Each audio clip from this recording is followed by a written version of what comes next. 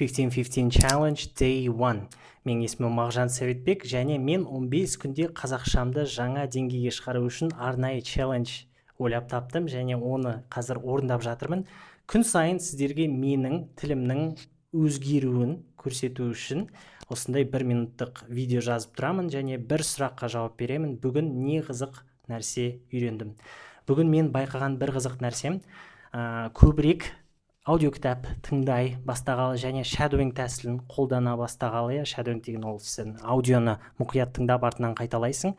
Мен қазақ әндерінде сөздерге көңіл бөле бастадым. Осыған дейін аса көңіл бөлмейтін, шынымды айтамын, көбінесе музыканы тыңдайтын, бірақ сөздерін ажырата бастағанда әннің мағынасы, ішкі сыры жаңа тұстан ақтарыла бастағандай көрінеді. Және бұл өте қызық. Бұл шадоуингті ары қарай жалғастырамыз. I'll see you tomorrow.